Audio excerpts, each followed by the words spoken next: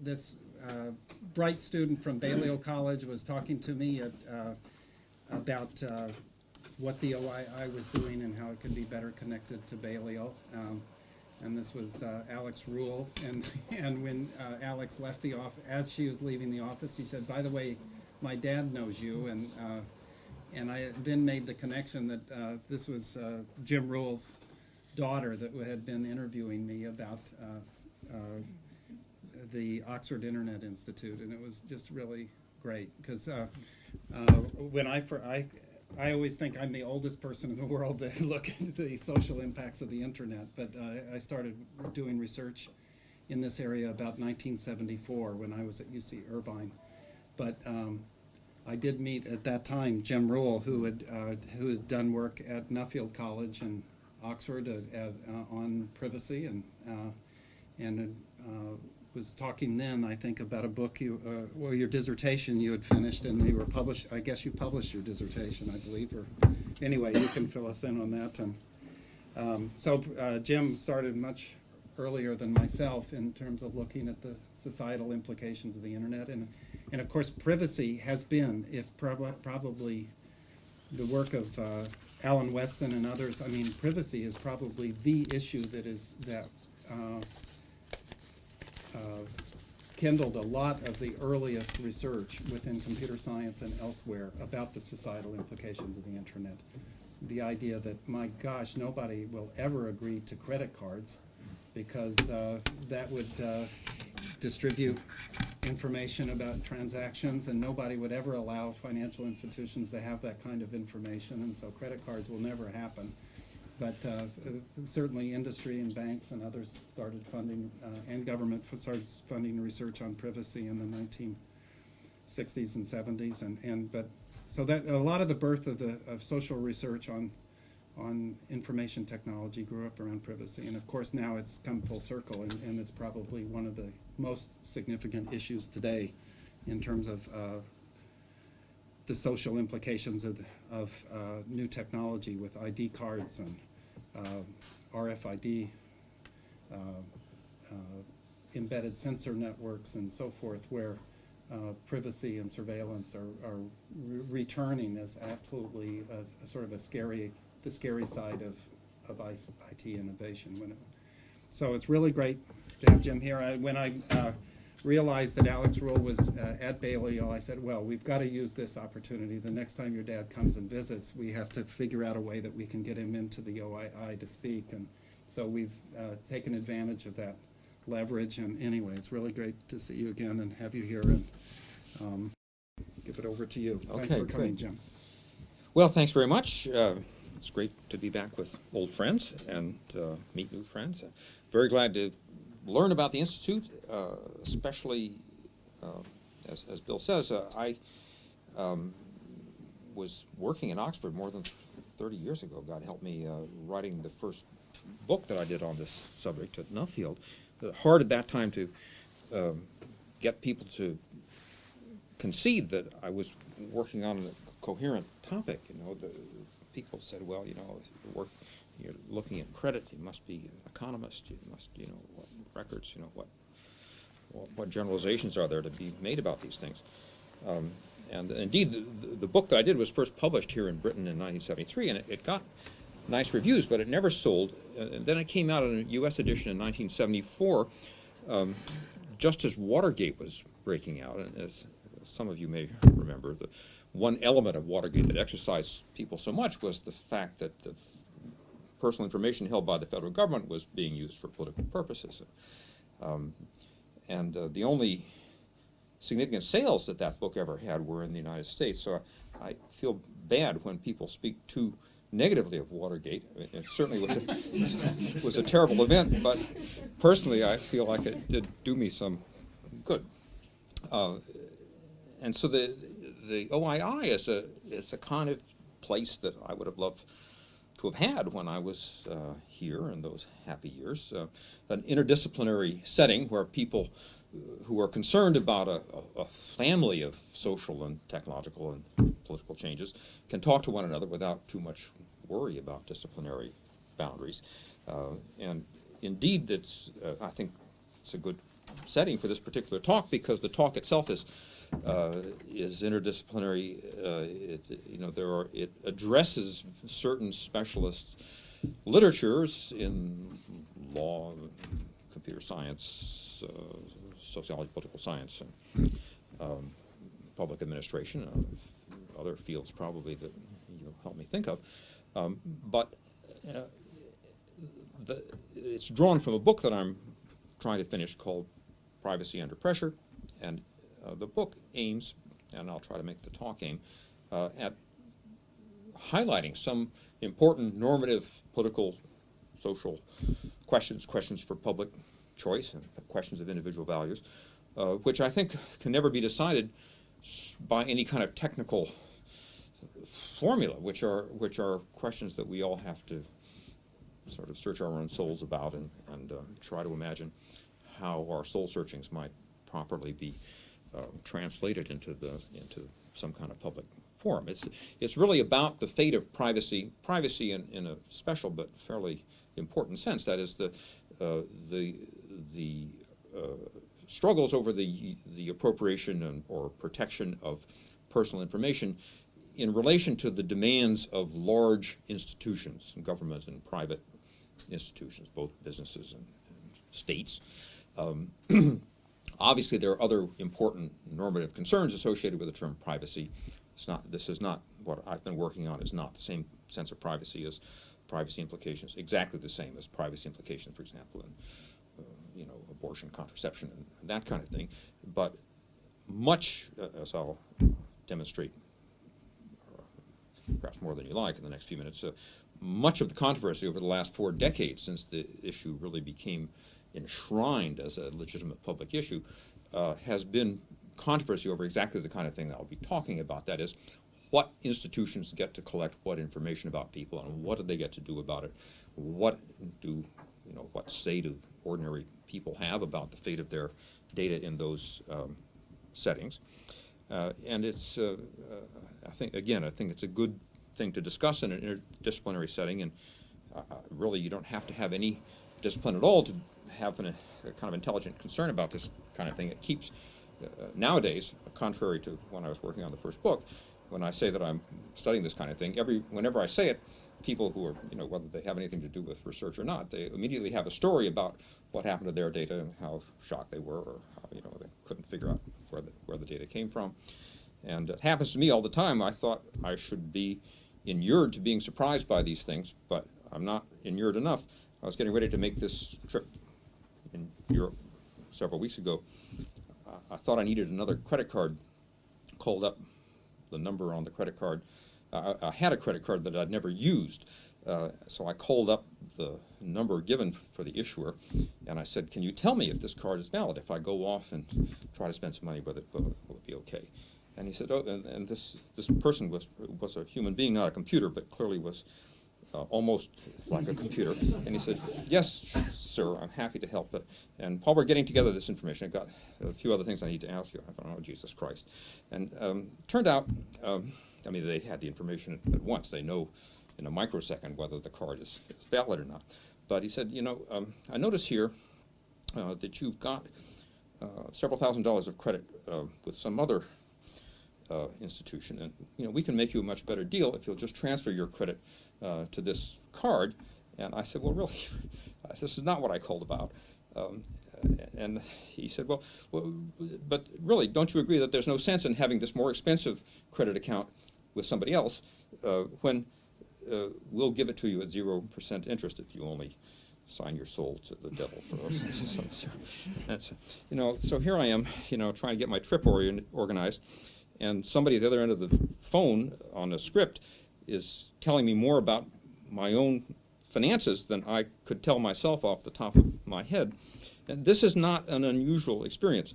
A year or so ago, there was a lot of press about Amazon. It was alleged that Amazon was doing what everybody seems to agree, at least some companies do. Amazon denied that they were doing it, what they call target pricing, in which your history of purchases and other interactions with the system governs the price that you'll be offered for the thing that you're trying to buy next. So if you have a history of buying expensive art books and big ticket items, you will get, your discount price will be a higher discount price than the discount price that's offered to people who have a history of only buying at extreme discounts. So we all have this feeling that we live in a kind of parallel world, and I think the feeling is absolutely accurate as far as it goes, where information about ourselves is constantly being generated and retained by institutions, usually without consulting us, and where that information, once compiled and edited and massaged in various ways, is used to predicate important decisions about us, decisions that matter to us, but which we typically don't have too much access to. And so the book I'm working on is, try to look at the trajectory of this issue as it's blown up over the last roughly 4 decades, and to ask what, if anything, could or should we hope to do about it. For the talk, this is my strategy.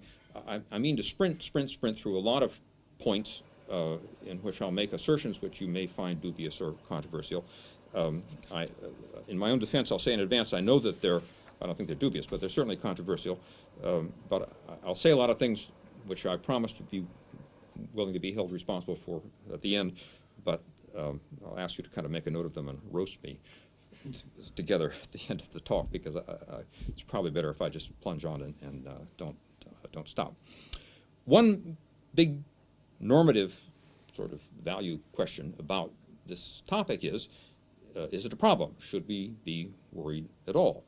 And there's, of course, many people, just as Bill was saying, who've written volumes and volumes about how privacy is going down the drain, and it's many of the best-informed commentators really take the position these days that the situation of this kind of privacy is so serious as to be almost hopeless, that people argue that information is it's the genie is out of the bottle, there's nothing to do. There's another position which I will attribute to somebody I'll call my learned friend to protect his privacy, a professor of law. That's all I'll say about him. And he says, well, look, be serious. We live in an information age, and information is, sort of like what coal was in the Industrial Revolution. You've got to have it everywhere.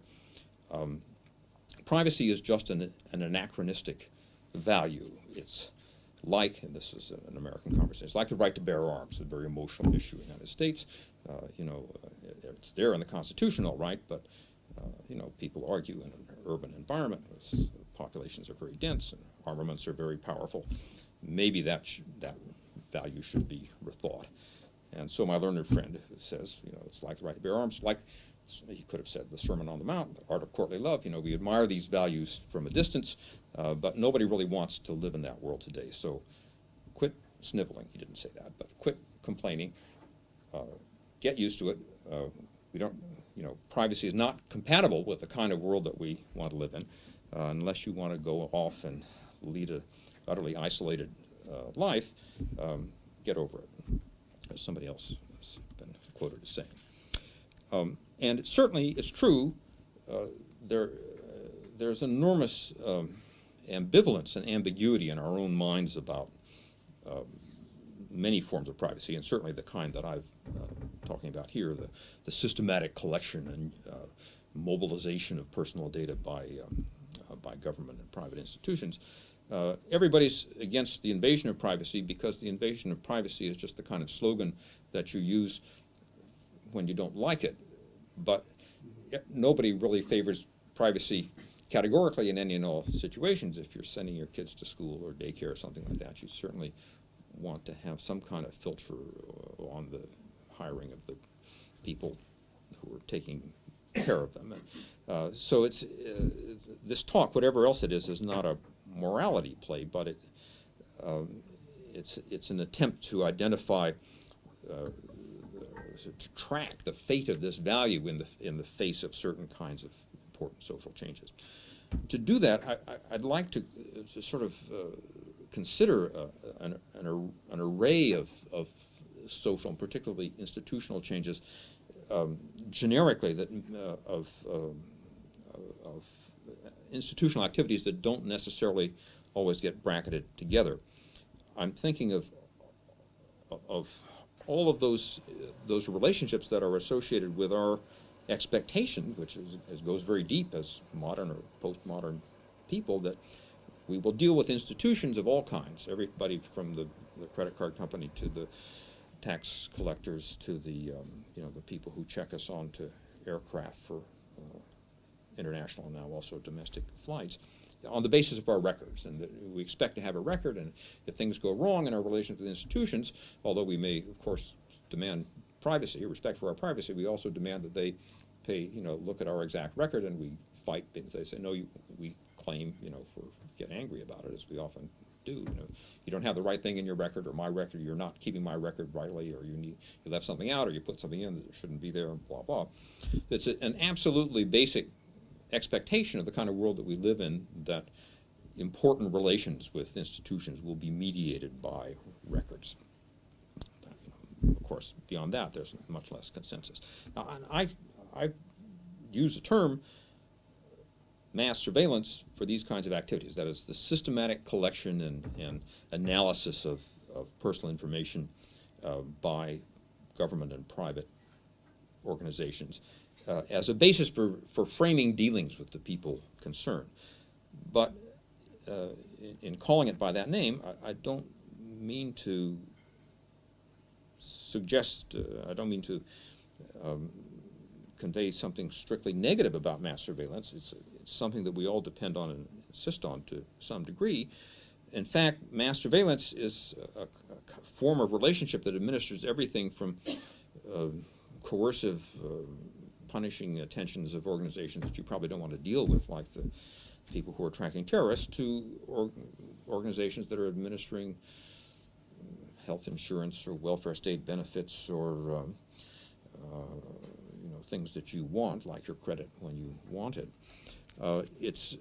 So I'm looking at mass surveillance as a genre of activity which I think is basic in the world that we live in, which is which shares in its various incarnations certain common qualities that are strikingly similar, despite the extreme difference of content of the kinds of relationships that are administered, everything from policing to insurance allocation, or control of drivers and vehicles. This is one of the things that I found to great surprise when I first started looking into how these systems work, how similar the structures and processes are, even in the face of extreme differences in the content of what's being administered. All of these institutions have in common one thing: they aim at discrimination. They aim at enabling institutions, whether they're credit card companies or tax collectors, to know how to frame dealings with each of very large numbers of publics with whom they deal in the precise way that's warranted from the logic of the institution by the full array of information about them. It's just gotten to be pervasive, this mediation. It comes up everywhere, like when you unexpectedly, you know, or certainly in use of the internet, when you go to one website, you find that the way that they treat you is likely to be influenced in some way by information that you've left in some other website. And there are, I mean, I can't take too long to talk about this, but there are some extremely interesting controversies in sociology and related fields about what characterization to give the kind of social force or trend that fuels all this. And I think in ordinary speech, and even people who should know better, if you ask me, often hold technology with some sort of capital T responsible, as though, you know, why are we losing our privacy? Why is our information going all over the place? It's because technology has stolen it and is spreading it around, as though technology were a kind of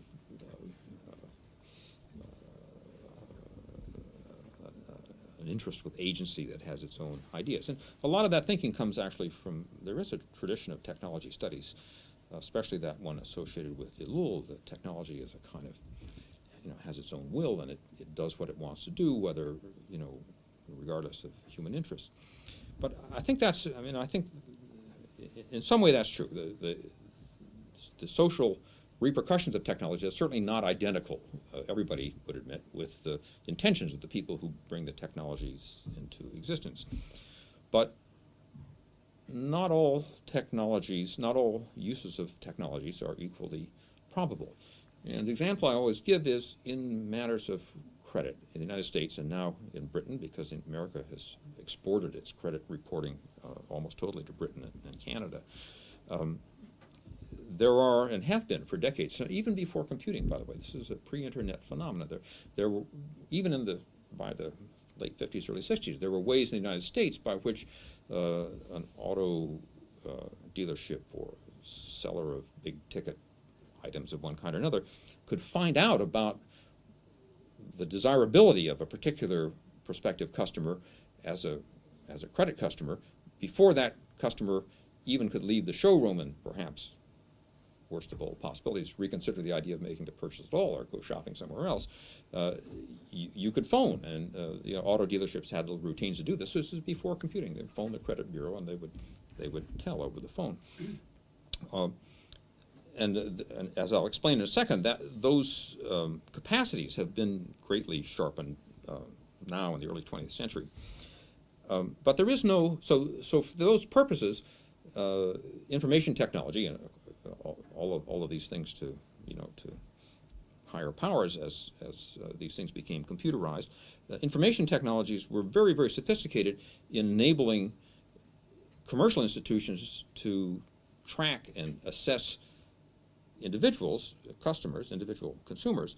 But consumers, by contrast, have no remotely comparable system for tracking retailers and products. So if you want to know, as one might very well want to know, how long is projected by, I don't know, GM or Ford before the first major repair is likely to occur statistically on the typical new model of one kind or another. Certainly, the manufacturer has that information down to the third decimal point, but you can't find it. The reason why such sophisticated information capabilities are not available to consumers, whereas much more sophisticated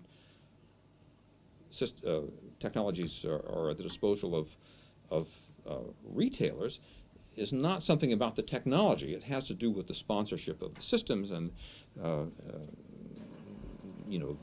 whole complex of interests that have to do with claims on information, and who gets to exploit, who gets to develop technologies, who doesn't. Anyway, people started as early as the mid-60s to worry about these things, and the rise of the computer at least did one thing. It sort of was like, among other things, a kind of scarecrow, and people thought somehow it's going to, this is really the end of privacy, and all of this information, which was already being collected by tax authorities and credit and insurance companies, would then finally be incorporated in some colossal computer, and that image fueled the birth of privacy as an issue. I think probably first in the United States, but also very, very early on, as early as the late 60s and early 70s in Germany and Scandinavia. So such that today, in the early 20th century, I would say every liberal democracy around the world either has or will shortly have some kind of privacy code, some sort of legislation, some institution usually, for doing something. We'll leave it for discussion what exactly is being done to protect people's rights and their personal information. And at the very least, I think that you could say the position is axiomatic that you can't any longer argue for public consumption that personal information ought to be treated just like any old information. I mean, people may act as though that's what they want to do, but you can't say that. It's not, I think this is my index of the issue, the status of privacy as an issue. As one of the early privacy advocates and writers, Spyro Simitis, who was a privacy commissioner in Germany for years, said it. He said, "We're not just talking about bananas here. You can't talk about people's own data as though we're subject to as much discretion as bananas or any as anything. There's something about the link between people's lives and their data that somehow requires special measures and principles. This is not at all a high-tech talk, but here is a kind of list of what I call consensus fair information practices.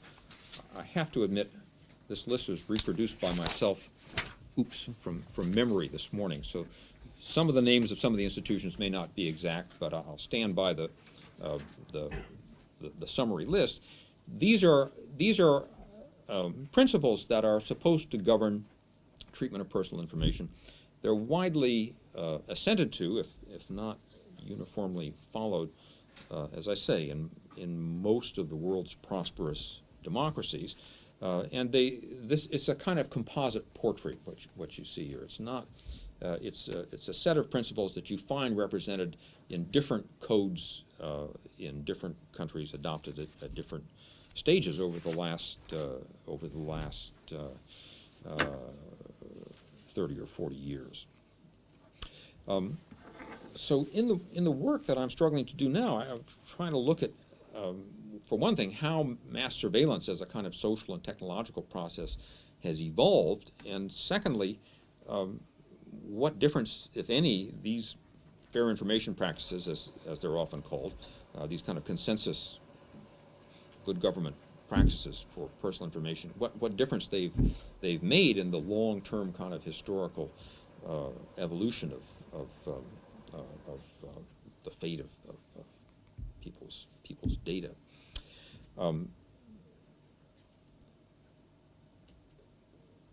For one thing, I'll put it very personally, mass surveillance has grown more and in more unpredictable ways than I could have ever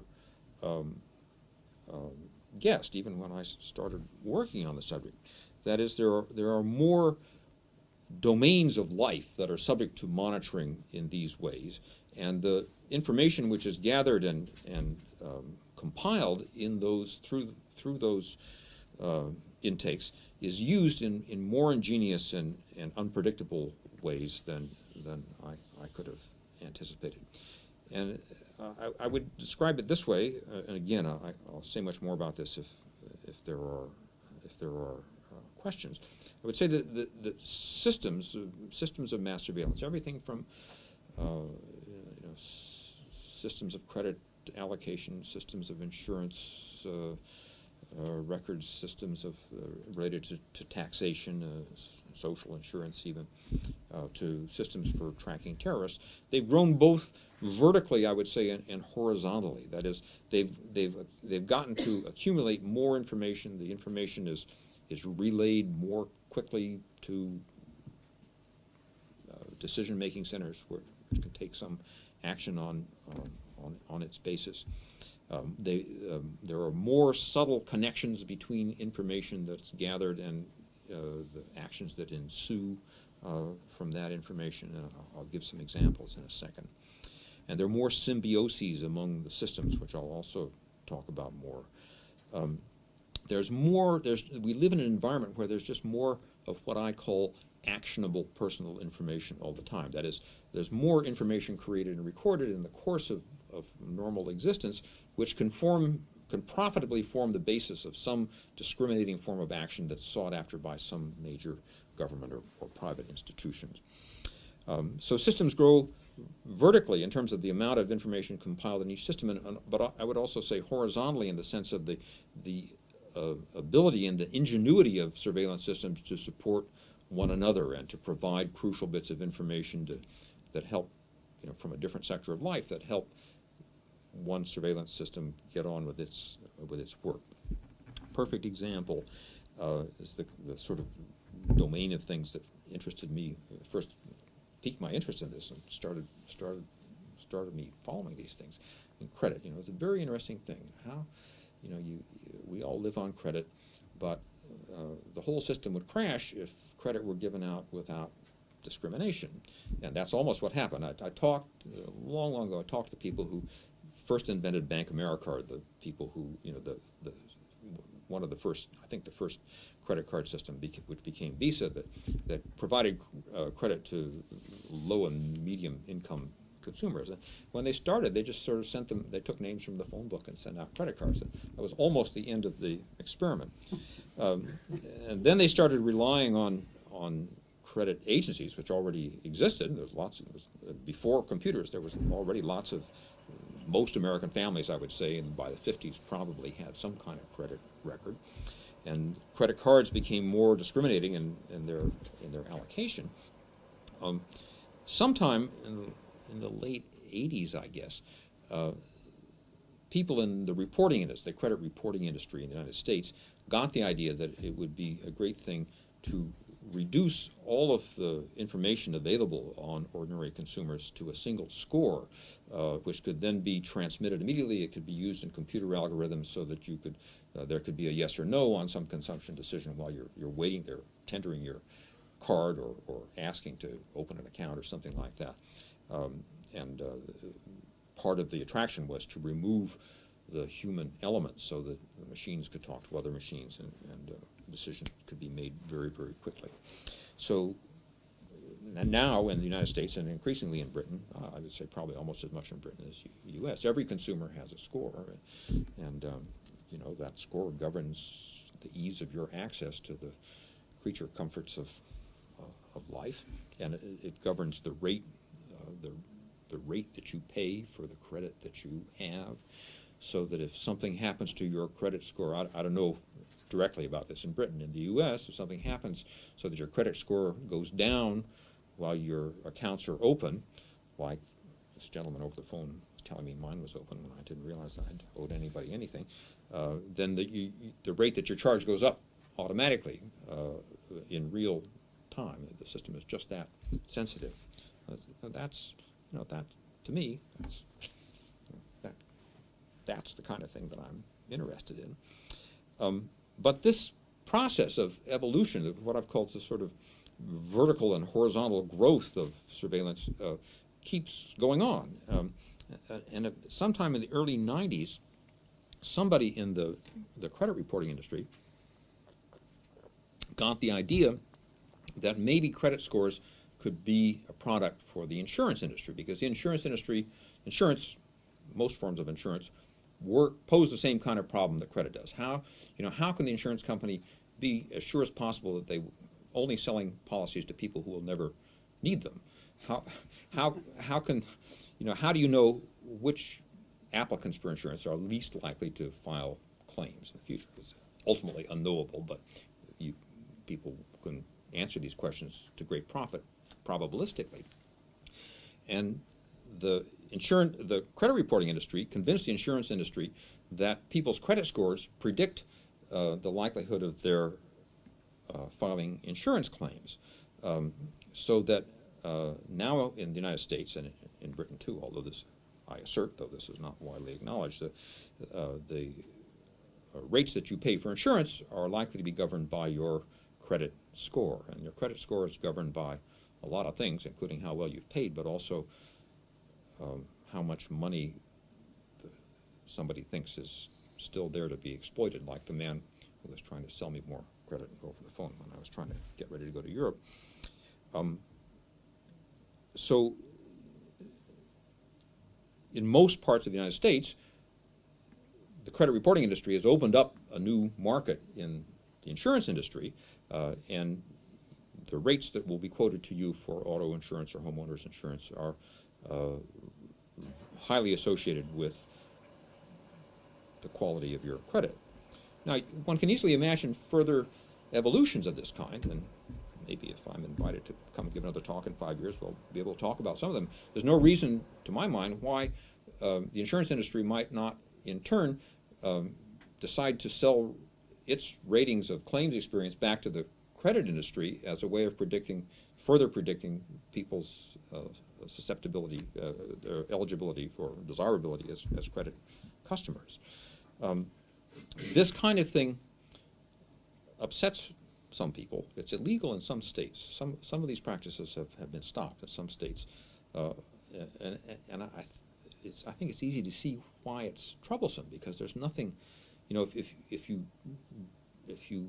you're a driver and you have a lot of accidents and your rates go up, then people say, well, all right, that probably shows your bad driving record, that you haven't been taking proper care, and so maybe that's justice. But there's nothing logically, nothing, having poor credit or being suspected of being susceptible to having poor credit is not somehow morally related to your claims on insurance coverage. But it's, I'm spinning this out because it's like lots of other uses of surveillance or lots of other roles of surveillance in which there are discriminations to be made that are enormously efficient and attractive, even if nobody can give a reason for them. So that, for example, I mean, I would not be surprised if some analysis of the consumption habits of convicted or suspected terrorists reveals preference for a special brand of toothpaste in conjunction with paying by cash, that it would be very uncomfortable to share that same consumption habit with the people that others are trying to suppress, because in many of these situations that I'm describing in this kind of generic fashion, discrimination is positively the name of the game, and many discriminations which are not in the least just or even attractive to contemplate are in fact very efficient. So it's I contemplate with some anxiety how these things are likely to evolve next. Let's think now back to these consensus fair information practice principles. In some ways, these principles are obviously not satisfactory, or at least not. They fail. They don't address some of the most compelling questions that you might ask about institutional uses of personal data. They don't tell you, for example, when a system of personal data accounting ought to exist in the first place. They don't specify when people ought to be able to deal anonymously with systems.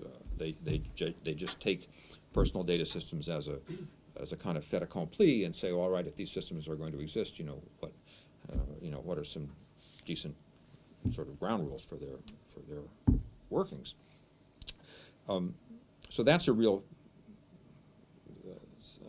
that brings you up short, because we see that more and more of life is susceptible and in fact is being covered by systems of this kind all the time. And, part of new technologies add fuel to the process. Internet, obviously one. All the data that people generate in website searches and website visits and Google searches and all of that kind of thing.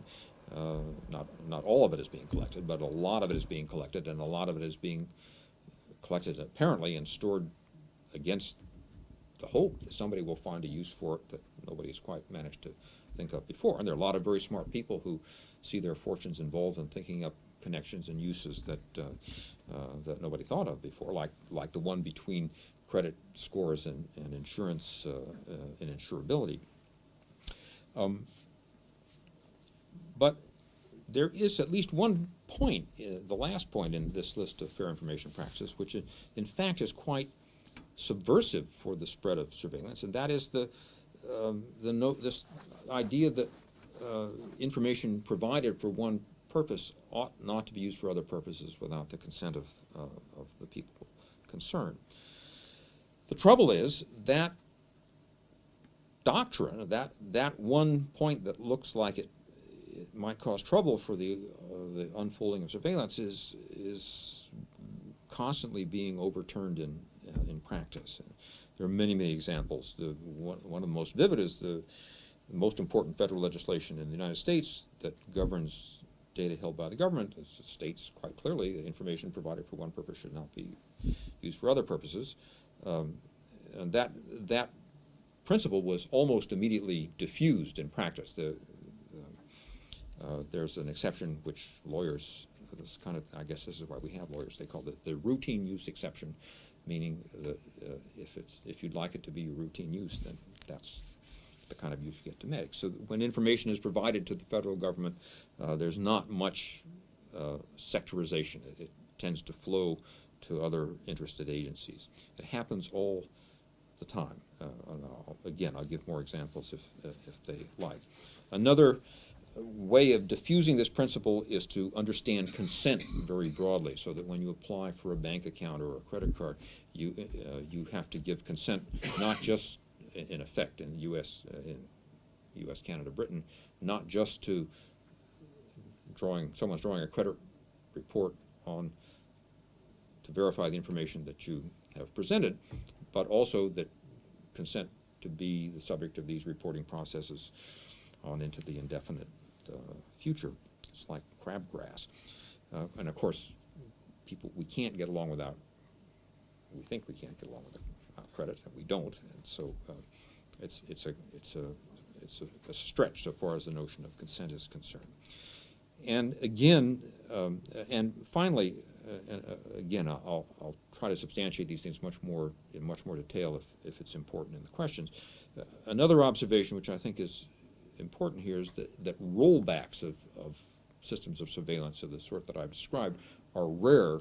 I don't say they've never ever happened, but once a system starts working to produce information that some major government or private institution needs, I can think of very, very few examples of that systems being dismantled.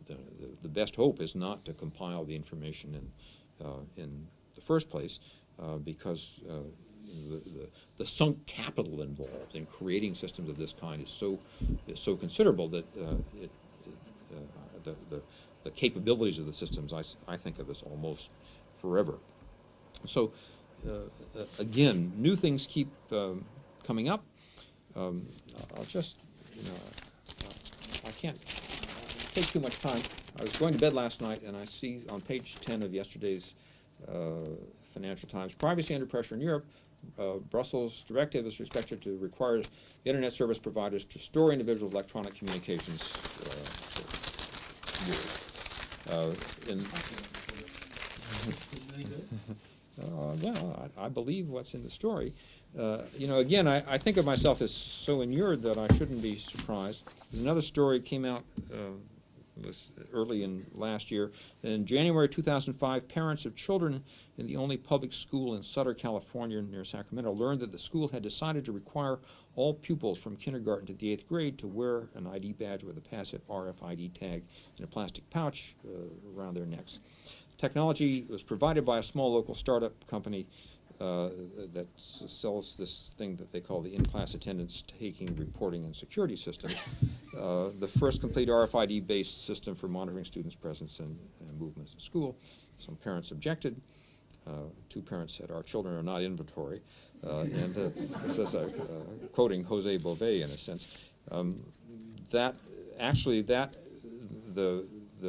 innovation lost out. There was so much public upset about it that the state legislature in California legalized RFID employment and personnel badges.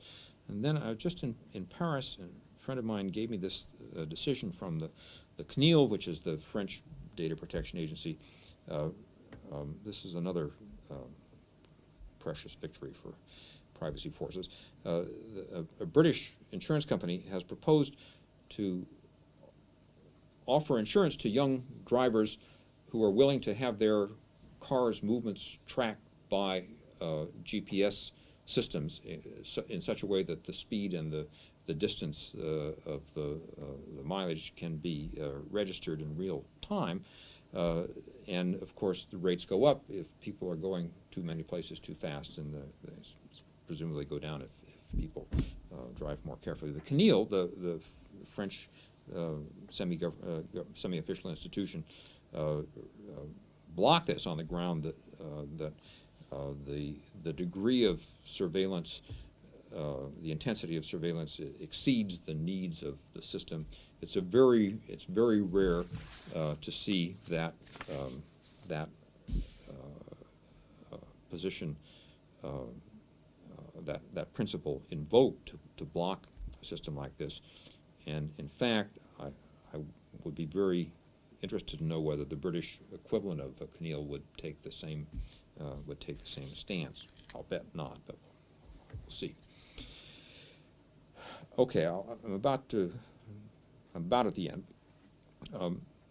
My problem, or not problem, my observation is that there are lots more of these innovations that succeed than the two that I mentioned that were blocked, however temporarily. One has to wonder how long these blockages will last.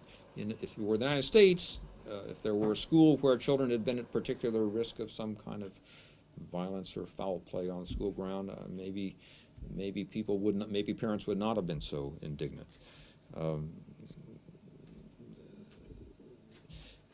If I have any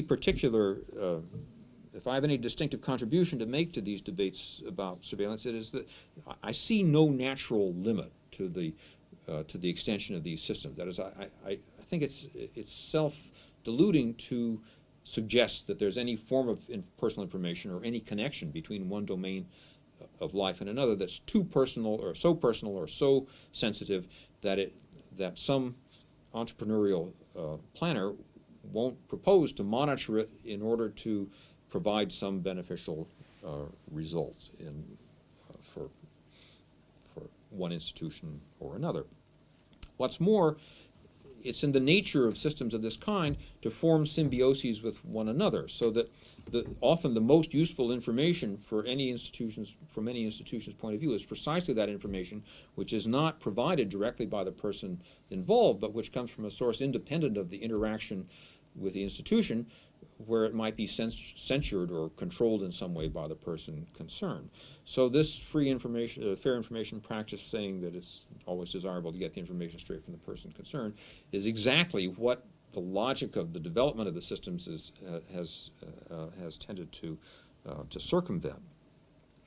And it seems to me entirely reasonable to imagine the culmination of these processes, we're looking ahead 40 or 50 years, as a world in which, in terms of a world in which institutions, almost every moment of every life or every significant juncture and movement, generates its own form of data, and institutions exchange and access those data for any purposes that they might wish. I see no reason why a world of that kind would be unworkable.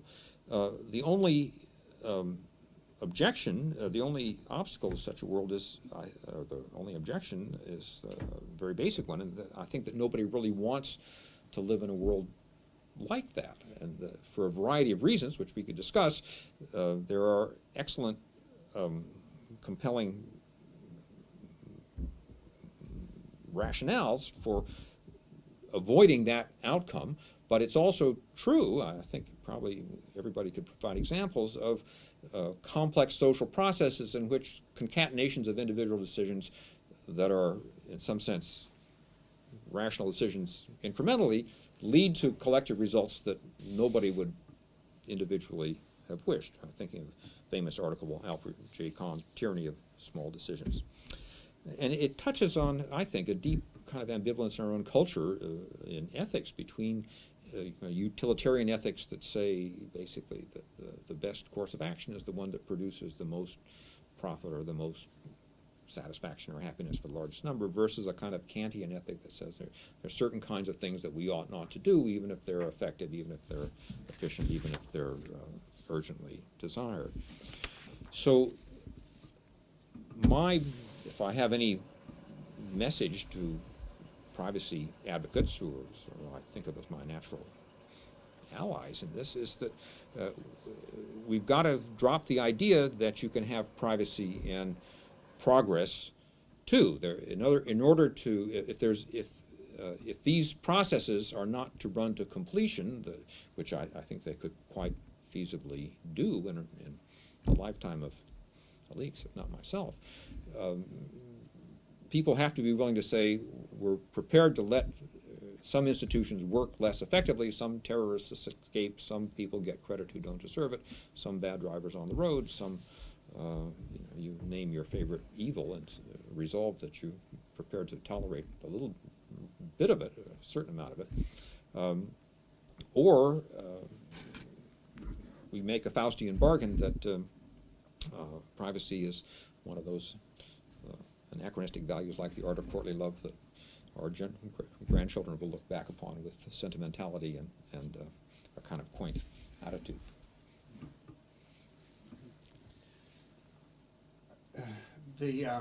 I want to applaud, but I don't want to applaud the point. It's a scary world, isn't it? But don't you think that I mean, it's even more. It's less the creep, the sort of this creep of missions. But now they're really. I mean, they're major efforts. I mean, terrorism. The idea of ID cards. We must have ID cards for this.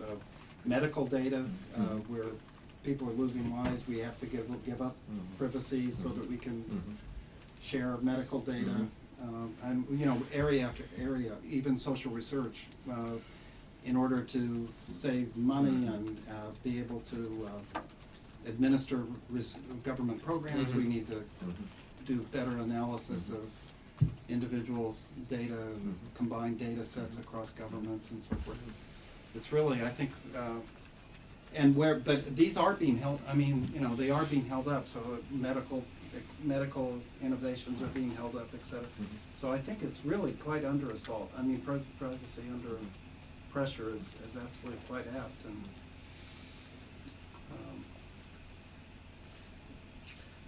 for me, the hardest thing, I mean, if I had to give advice, if I do about what one might do, the hardest thing is to think of how to draw an intuitive line between as much surveillance as we need for what we consider vital purposes and where we've got to say no. In the case of the school in California, which I thought was really quite striking, the parents took the position that there was, you know, the children were not, you know, they were not being eaten by monsters or abducted by aliens, or nothing was happening to them. So why does there have to be this obviously privacy invading system added? People got scared, you know, if a child were victimized that might have been spotted by a system like that, it wouldn't be the same answer necessarily. So I guess the end of my talk is suggestions are willingly accepted for a good talking point as to, you know, how much is too much. Ralph? Kick things off with, do you have any good insights into how this varies comparatively? I mean, the comparison I've always made, and my colleagues will recognize this, is Sweden and the US. I mean, there are such fundamental, I mean, I don't know any good material on this, and I wonder if you have any good material for it, because my sense is that there are just fundamentally different regimes, if you want to call them that. I mean, in the US, it's kind of, you know, the individual versus these large institutions, and there's almost a kind of, you know, legalistic ethic which protects, you know, this core of the individual. In Sweden, on the other hand, what you have is people quite willingly having lots of information, how much tax your neighbor pays and so on. And on the basis on which they allow this is that the government has quite proactively promoted a kind of transparency. I mean, I see this on number 2 on the list, you know, that everyone has access to what information the government or other bodies have about you. Is this, does this make any difference to your kind of rather, you know, homogeneous conclusions? Yes, well, you're quite right. You know, I've tried to identify a series of trends that move in a direction which is not too reassuring. And in the book, the book is a cross-national book, and it tries to look at differences. Sweden is not one of the countries that's looked at intensively, but it's very interesting in terms of credit, for example. France and Australia have profoundly different kinds of, they have meaningful constraints on the access of credit reporting agencies to people's personal data. The United States has exported its system to Canada and Britain, in fact, the same corporate ownership. And these three countries have what they call positive credit reporting, which means, it's a very kind of upbeat term, it means that all of your accounts are subject to reporting. And negative credit reporting is a system where you only get reported on if something goes seriously wrong, if you have accounts that are delinquent. And France and Australia are unusual in the world in that they have negative, they limit credit reporting to these negative reports. So I thought, well, that's encouraging. It's more private. You don't have these conversations like the one that I had with people who you never authorized, who are telling you where your money is and what to do with it. So I thought, well, this is great. The privacy sentiment must be really robust in these countries. But it's quite a lot more complex than that. In Australia and France, banks are quite satisfied with the current system because they, in the absence of positive credit reporting, they are the only institutions that have access to the whole array of financial data about their customers. And so that enables them to choose the best customers as long as competition does not get to the point where other banks start stealing away those best customers. That's almost happened in Australia, and the Australian banks could then change their tune about positive credit reporting.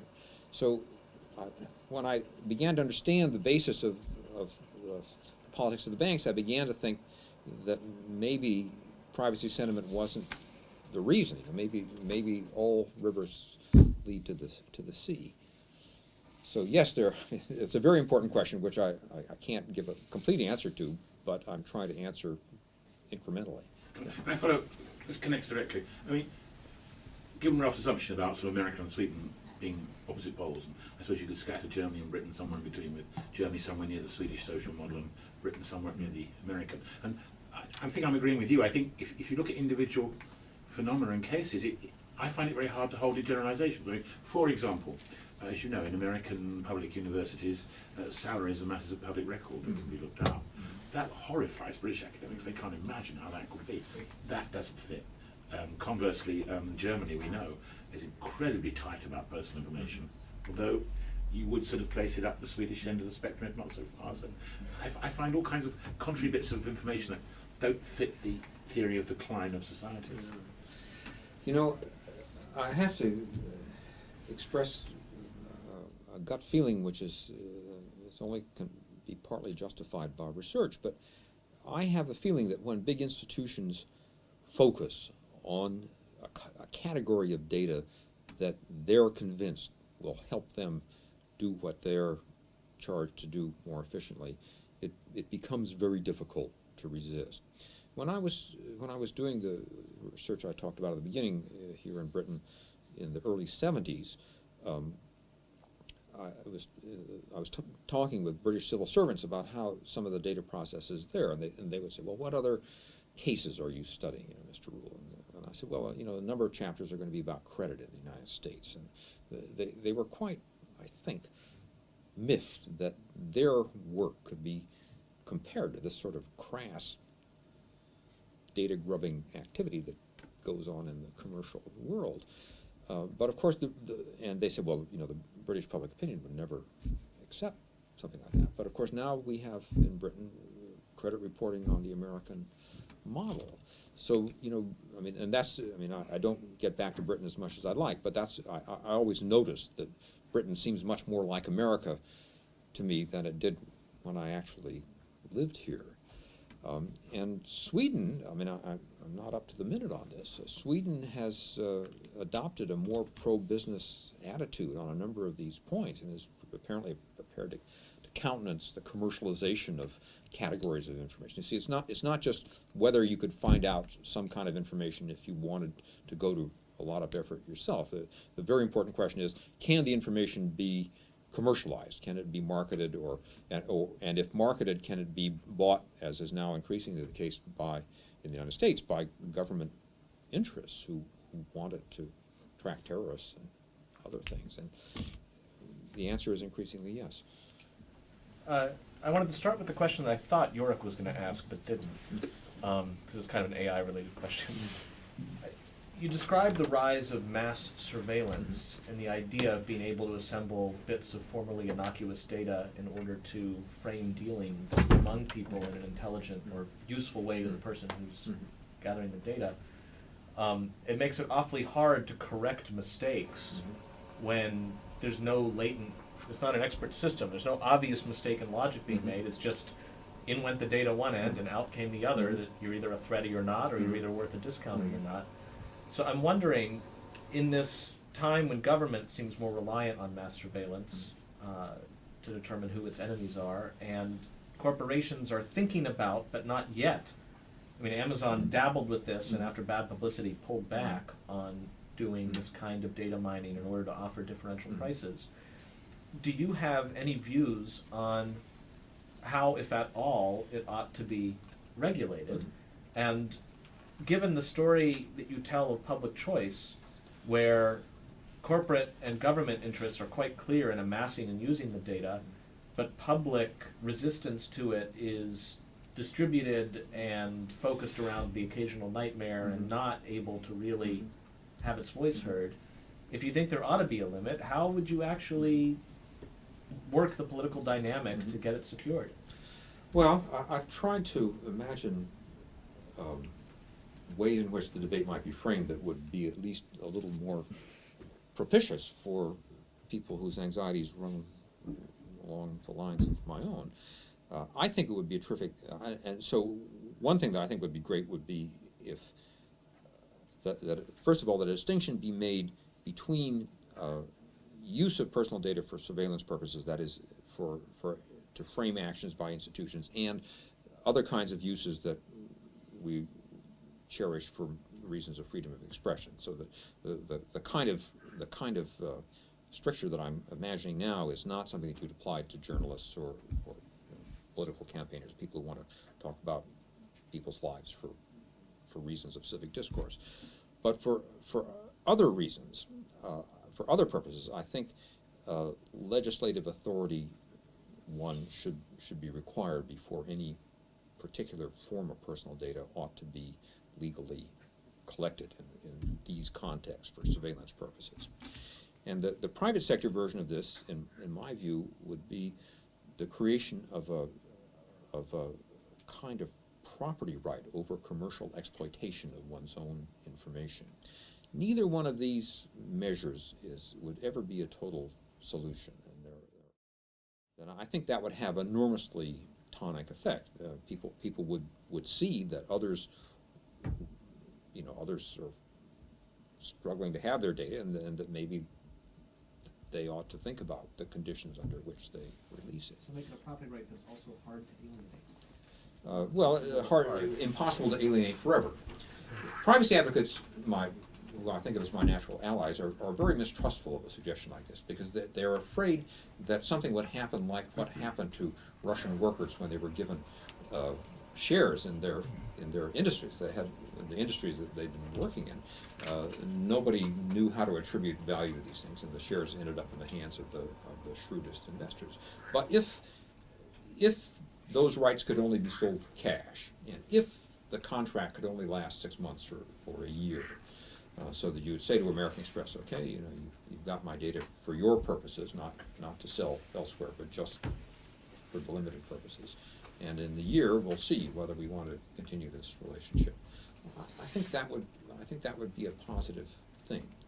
There are complications that arise. So if I have a lot of bad debts, do I get to retain my property rights over all the information about the fact that I haven't been paying other customers? Well, that's a tough one, but I would say you might say the record would show that you have withheld a certain category of information.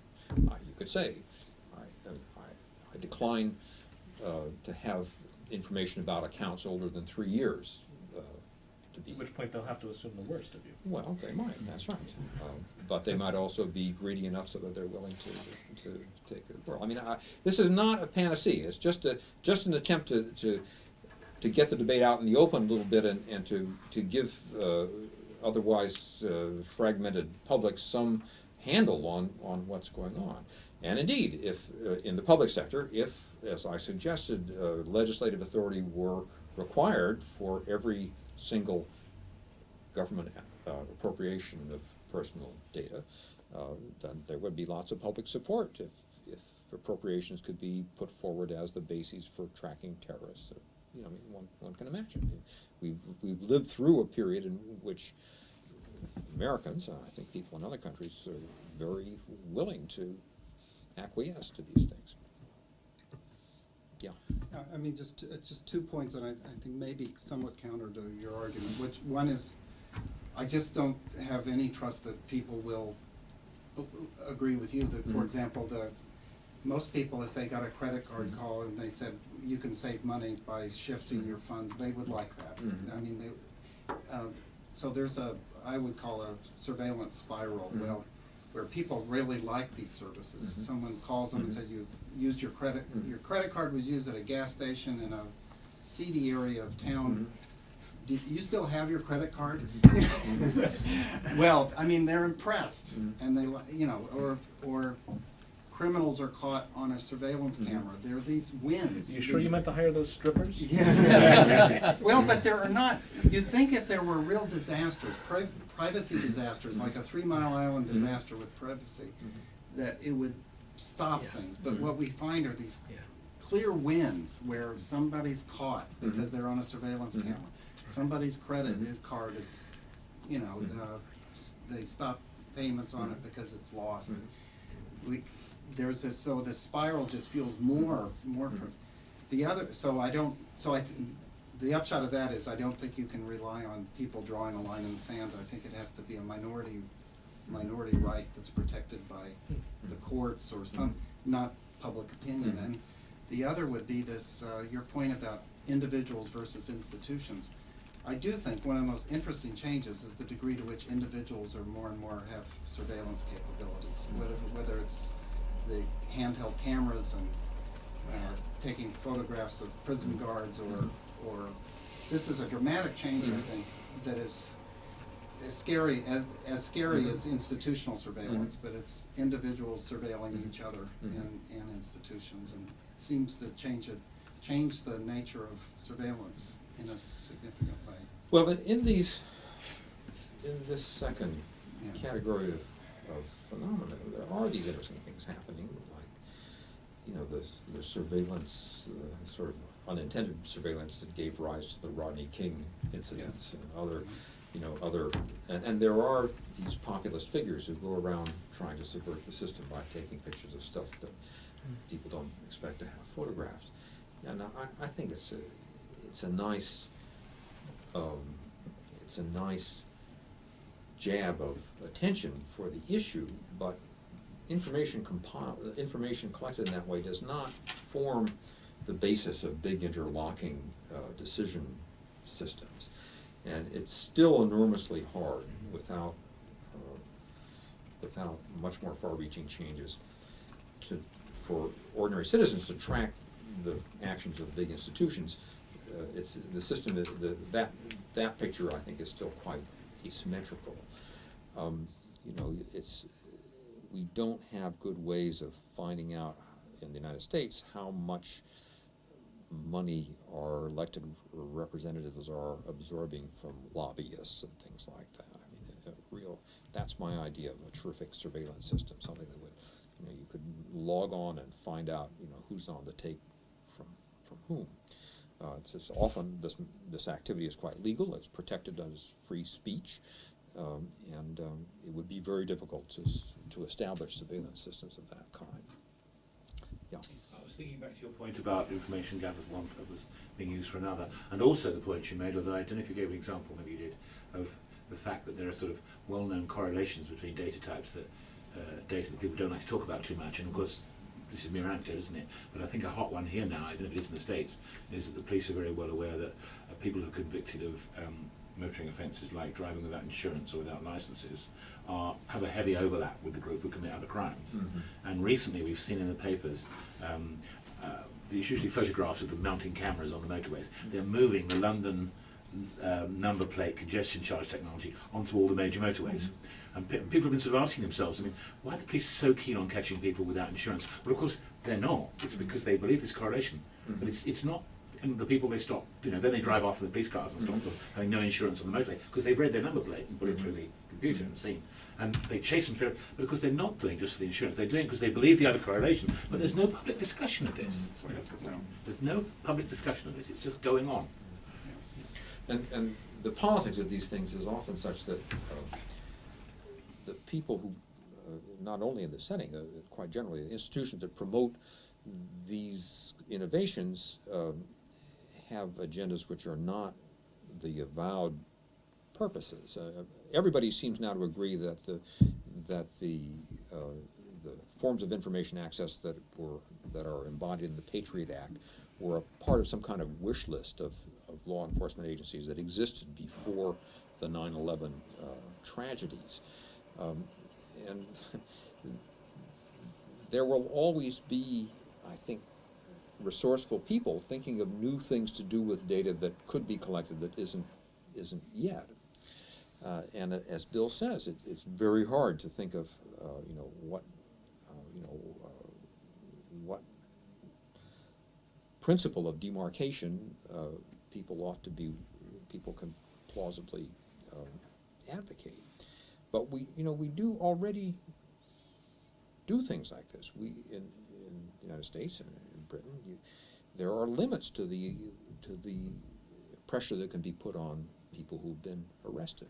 Even if everybody is sure that so and so is guilty, there are certain things that you must not do, and people grudgingly admit that, as is certainly true, dangerous people are released. Or when we plan roads, we make them as safe as possible, but it's impossible to make a road, or it's prohibitively expensive to make roads that have no curves on them that might lead to death. So we do accept tragedies in some settings in the service of higher values of some kind. But they're very hard to sell in the flux of public controversy, where you see a picture of a child being abducted who is subsequently raped, murdered, abused, that kind of thing. The arguments often put forward by government and proponents of further information gathering that if you've done nothing wrong, you have nothing to fear.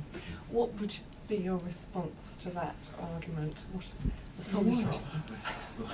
My response is that it's wrong. That not only is it wrong, it's wrong in the case of insurance, that if you have poor credit, that you will necessarily be a negligent or accident-prone insurance consumer. There's just no logical or even sociological reason why that should be true.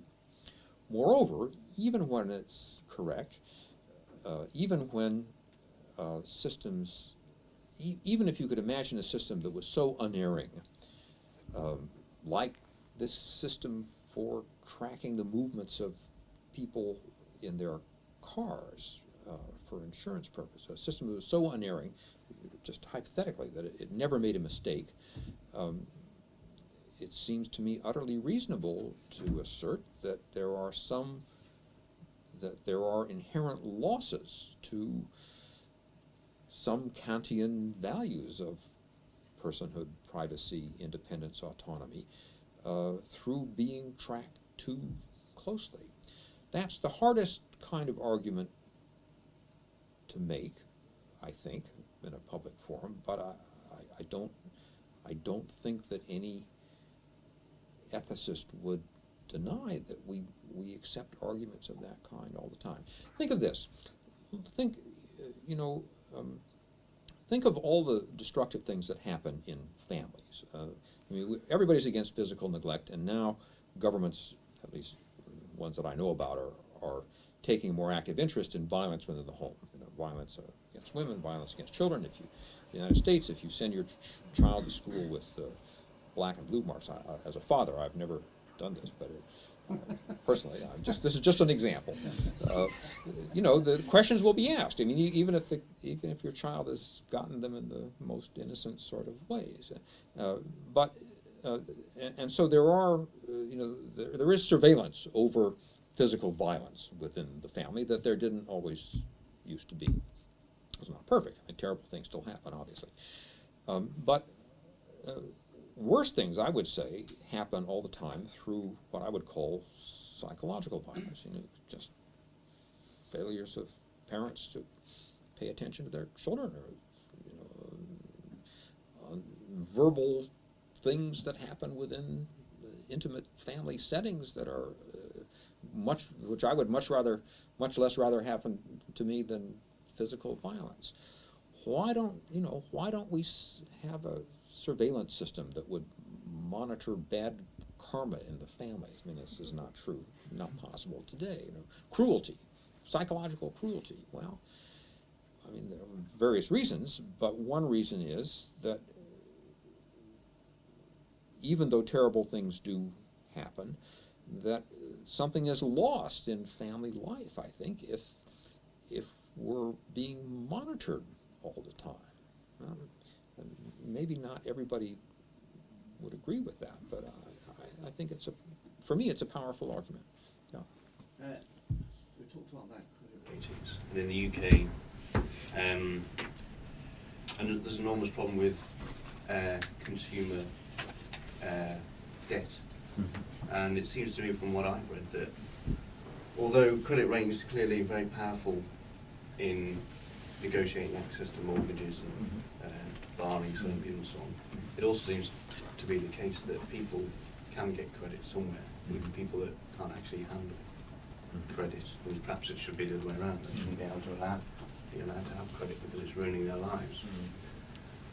So taking that as an example, you know, I agree that there's more surveillance, there's more data collection there, and the only way of analysing that data is to sort it, to create categories and classifications, and that happens in many different instances. But then there's the jump in a lot of the literature, for instance, Oscar Gandhi, that therefore is negatively affecting people's life chances. That more surveillance is Or curtailing social people's- sorting of.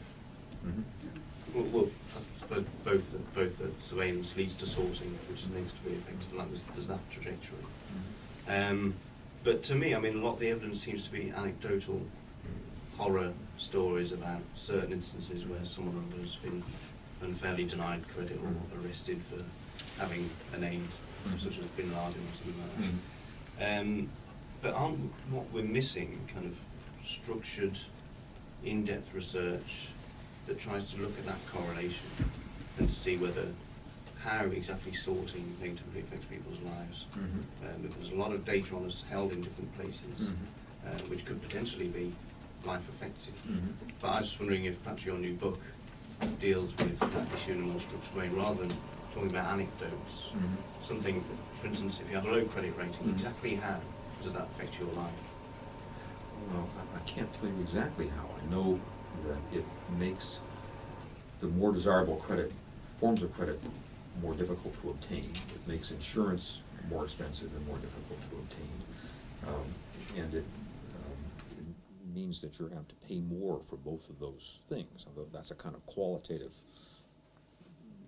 that's the qualitative answer. Now, how much you lose for each increment and how quickly you lose it, I can't precisely say. I do know that the rates that you pay on outstanding credit accounts can go up from one month to the next if your credit score declines, which this can easily happen even if you're meeting all your bills. If you're getting close to the limit of what the system thinks that you can sustain in relation to your, the amount of credit allocated to you. It's true that the credit industry continues to sell credit to people who, at a very high cost, to people who are likely to run into credit, and there are a lot of people who are very susceptible to that. In some countries, notably Australia and France, which have this what is called negative credit reporting. If a creditor accepts a credit application from somebody who has delinquencies on the record, then the courts are reluctant to recognize the right of that creditor to collect on the grounds that there was information there that should have been used to discourage, the seller of credit as well as the user of credit. I believe we're a long way from that in the United States. They've just tightened the bankruptcy laws in America to make it more difficult for people to declare personal bankruptcy over credit card debt, especially. I think it would be a great therapy for the industry to have that constraint that for people who have debts that are officially declared delinquent, that more debt is likely to be hard to enforce. Yeah. Come back to your consensus fair information practice principles. As you know, in Europe, the EU Directive on data protection is based around these principles, which were derived from the Council of Europe Convention and other conventions like that before it. And a very broad brush approach has been taken. It's a little more complicated now because there's a second directive on communications, and there's a third one which you referred to now proposed that was referred to in that newspaper article, which is a response to the Madrid bombings to do with anti-terrorism measures. But the general approach is still to take high-level principles, get all 25 EU member states to implement them in a fairly broad brush approach in omnibus laws. The approach in the US is, of course, very different. You don't have an omnibus privacy law, but you've got no shortage of privacy laws. You've got hundreds of them. They tend to be very sector-specific, like HIPAA dealing with health data. You've got all these consumer credit laws you've referred to. You've got all the bank laws like Ground Lease, Bliley, etc., etc. One of my favourites is the Bork bill, where you had this guy up for Supreme Court confirmation hearings, and then suddenly we discovered he had some dodgy video rental records. So you pass a law about video rental privacy. I mean, you've got all these incredibly focused privacy laws.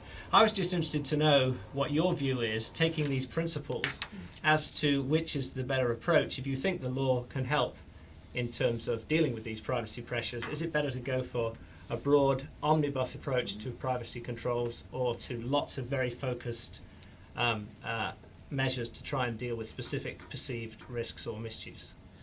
Well, I don't think either one offers assurance, but I don't see any hope of resisting the kind of incremental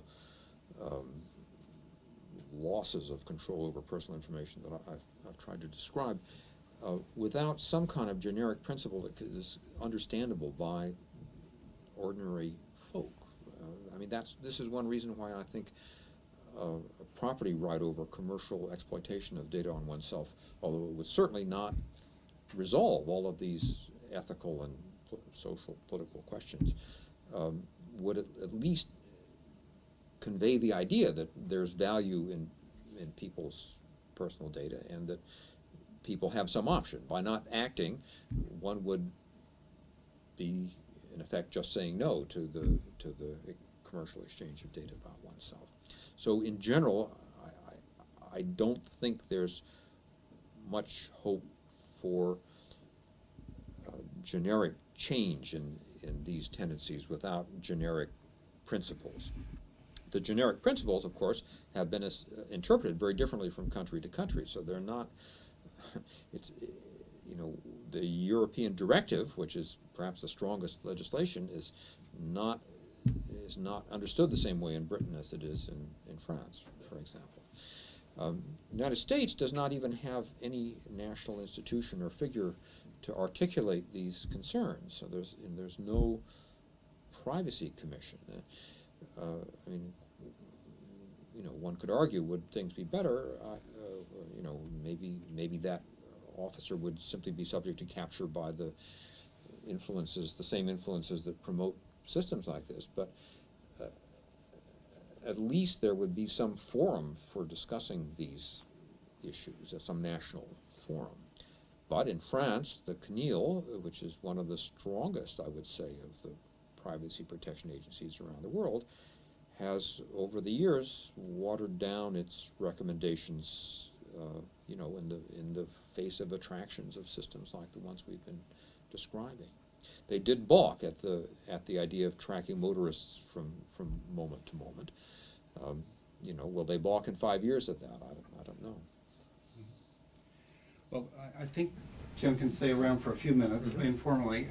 Your question on, you know, if you have nothing, if you've done nothing wrong, you have nothing to fear. The corollary I've heard to that is, if you're persecuted, you deserve it.